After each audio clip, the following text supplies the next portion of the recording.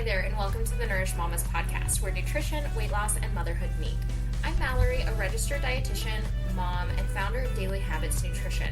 Around here, you'll find practical nutrition advice, sustainable weight loss strategies, meal planning shortcuts, and honest conversations about motherhood, business, and building healthy habits that actually fit your life. Whether you're navigating postpartum, perimenopause, trying to lose weight naturally, or using a GLP-1 medication, or maybe you just want to feel more energized and confident in your body, you're in the right place. My goal is to help you take the guesswork out of healthy eating, simplify nutrition, and show you that lasting change does not come from perfection. It comes from the small daily habits that add up over time. So grab your coffee, head out for a walk, fold that pile of laundry, or settle in for a few minutes just for you. I'm so glad you're here. Let's dive in. If you're on a GLP-1 medication, there is a good chance you've had a day where suddenly you realize it's 2 p.m. and you haven't eaten anything. And maybe you're thinking, well, I'm not hungry. Isn't that kind of the point? And there is a difference between the medication helping you quiet your appetite and food noise, and then accidentally underfueling yourself to the point where your body starts thinking you're in survival mode and has you stall out in your weight loss.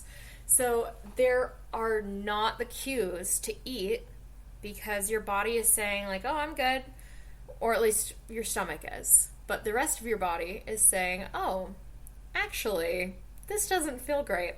So this is where a lot of symptoms come up for clients. And I know this because I totally did this to myself the other day, to where I felt so awful at, I think it was 1 p.m. I just hit this wall where I was feeling clammy and nauseous and terrible. And my husband looks over at me and he's like, you look like you are going to pass out. It's like, I feel like I'm going to pass out. And we realized very quickly I hadn't had anything but coffee. And while yes, the medication for tirzepatide, for semaglutide, whether you're on like Wegovy or Mounjaro or Ozempic, it all has that same feature where it's meant to reduce your appetite, and that's good to an extent. But when you get to the point where you're feeling brain fog, where you're feeling like you are clammy, that's gone way past normal lack of hunger and lack of eating, and well into your body is demanding food because you're having a blood sugar crash. So pretty sure I gave myself, like, I can't tell you for sure because I don't have a blood sugar monitor, but it sure felt a lot like what hypoglycemia is described as. So essentially, when you are not eating at all, your body will still have symptoms of not eating, regardless of whether or not you're hungry. And it's so easy to undereat because your body isn't going to remind you you're hungry. GLP-1s are meant to reduce your appetite. They're meant to leave your body feeling full in between meals, slow down the time it takes to digest a meal so your stomach doesn't empty very quickly so you can go longer in between meals, and have smaller portions, fewer thoughts about food. But when life gets busy, it makes forgetting to eat very, very possible. And that's not what we're looking for. Less hunger doesn't mean your body stopped needing fuel and needing nutrition. It just means that you're more likely to utilize the fat storage, but you still need to eat. We can't go too long without food before starting to feel absolutely horrible. So signs you may not be under eating. This is something to really be on the lookout for if you're on these medications, especially if you went up on dosage and all of a sudden you just have no appetite and feel like you can't eat. If you're feeling fatigue or brain fog, to where I describe it as my brain just floated out the window when I'm talking to people and I can't come up with words. Like, I was trying to think of the word raspberries and I just could not get there. It was in the middle of a conversation with someone. It's like, the little things with the seeds. Like, that is not where I want my brain to be. I know better. And if you're feeling the brain fog, the confusion, any of that, like, when my brain floats out the window, I know I need to go get a snack because I've already gone longer than I should have. Maybe you're feeling dizzy, you get headaches easily, and that could be thirst and hydration issues, but a lot of the time, if you haven't had a meal and it's been 8 hours since you woke up in the morning, it's probably the food. Maybe you're feeling weak. If you're having constipation, you probably haven't been getting enough food in your system. You're definitely not getting enough fiber, and you might not be getting enough water. So a lot of these signs and symptoms that people associate with GLP-1s, it's not the medication per se, it's that you don't eat. That's where most of it comes from. Or if you are eating and you're eating fast food, or you're having greasy meals or high sugar meals, most of the symptoms that people feel on these meds are from not getting enough of the right food. So that can be very, very telling. Like if you are not having enough meals throughout the day, you might feel pretty bad. You might have no energy.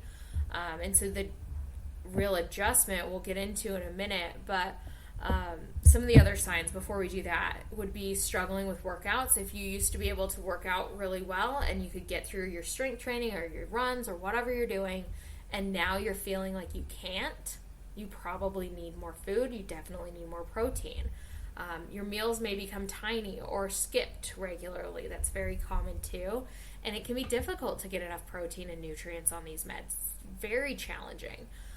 So why this matters is that it makes it hard to preserve your muscle while you're losing weight. Essentially, what happens is as your body starts losing weight, if you don't have enough protein and you are not exercising, then it's very common for people to lose muscle mass and start feeling weaker and feeling like they can't do their workouts, because you're not just losing fat. Your body just targets tissue and utilizing what it has. And so if you're getting enough protein and you're using your muscles by doing strength training, by doing walks, by working out in general, then your body knows to keep the muscle around because you're using it. So the protein, the adequate nutrition, very necessary. And then you'll also have more energy and ability to actually function, do your work, keep up with your kids. All of these things you went on the medication to have, if you don't have the energy and the ability to function, we need to address your food. Hydrations and electrolytes can fall off too. If you start eating half of what you normally were, then your body will not have enough sodium, potassium, magnesium, calcium, those things that we need to regulate how the body works. So having some additional hydration options can be a really beneficial thing. And losing weight faster is not automatically better. So if you're losing over 2 pounds a week, that might be where you end up losing some of that muscle mass. And a really steady rate of change is closer to 0.5 pound to 2 pounds a week on these medications. That would be ideal. And I know that sometimes it can be really challenging, especially if you have a very strong response to these meds.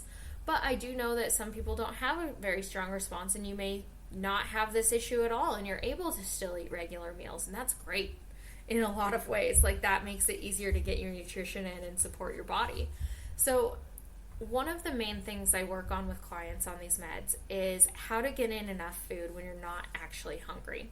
So typically what we'll do is we'll look at timing and find ways to schedule in your meals so you're not waiting for strong hunger, you're using structure. Because if I wait until I'm hungry, it can be 4 o'clock in the afternoon. But I'm feeling terrible before that.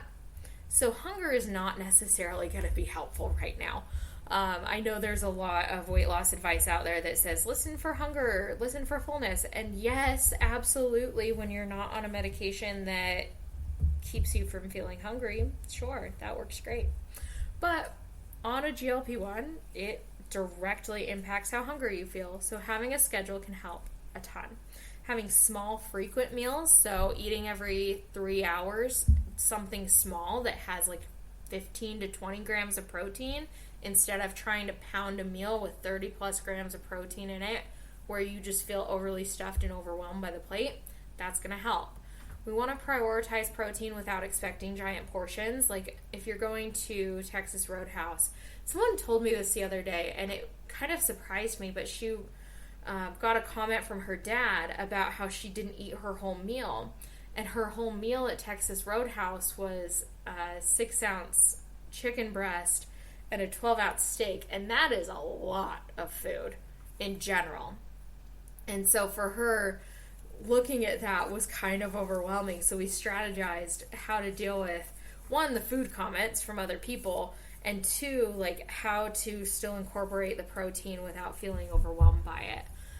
So we want to look for some easy meals that you can actually eat and repeat, whether that is a smoothie, yogurt, cottage cheese. Shakes work really well here, and then eggs, snack plates. Those are great options. I have a ton of options in the, I'm trying to remember what I call it. It's the What to Eat and Prep. I apparently need to go eat lunch, but the What to Eat and Prep program basically gives you all of the meals to eat, to prep, and then the Nourish Mom as assistant, so that you can really go in and say like, hey, I'm on a GLP-1 and Mallory's meal plan gives me this idea, but that meal is huge for me right now and I need to break it up. That works great. So with that meal plan, it has some additional resources there.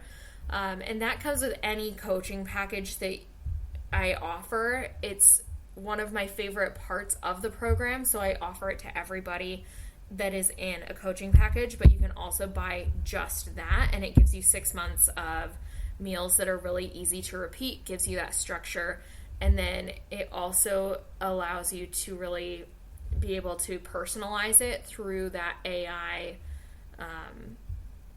meal assistant that I've created for you.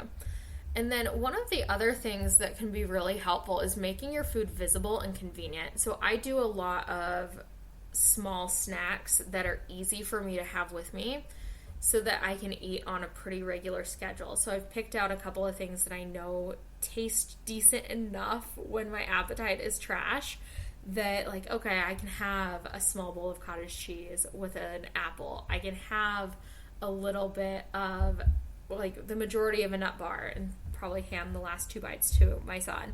And then he eats mom's leftovers instead of the other way around, which is really interesting. It's been a very different shift recently. But it's a very powerful tool. It can be very helpful to work with, and just wanting to make sure you're working with it and not using the lack of a hunger feeling to challenge yourself to see how little you can eat. We really want to nourish yourself while you're taking advantage of the appetite suppressing functions of this medication, and build out eating habits that you can maintain long term, even if you do go off of the medication in the future. So if you are using a GLP-1 and you want help knowing what to focus on, take the personalized weight loss roadmap quiz. It has a GLP-1 pathway.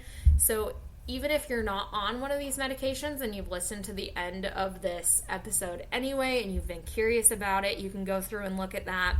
Take the quiz. You get access to all of the roadmap quizzes. So if you end up being sorted into like the general weight loss roadmap and you want to see what's in the GLP-1 roadmap, you totally can. It's in there for you. And then there's the postpartum and perimenopause roadmaps as well. But the quiz will tell you the best place for you to start specifically. So I will link that below in the show notes. And if you want help with either symptoms, plateaus, making sure your GLP-1 is working for you, apply for coaching below this video, and I can really help to support you through that. All right, thank you guys so much for listening to this episode. I know it's a little different than what I've done in the past, so it's something that I'm really excited to talk more about, especially as I'm on this journey myself, so that I can kind of dispel some of the myths, but also make sure that you know what comes up if you are thinking about using a GLP-1 medication or you are already on one and you just need some assistance with it. So thank you so much for joining me here on the podcast. If you have not already, go ahead and subscribe. Leave a review. That definitely helps with the podcast becoming more available to people. So I really appreciate your support, and I will talk to you next week.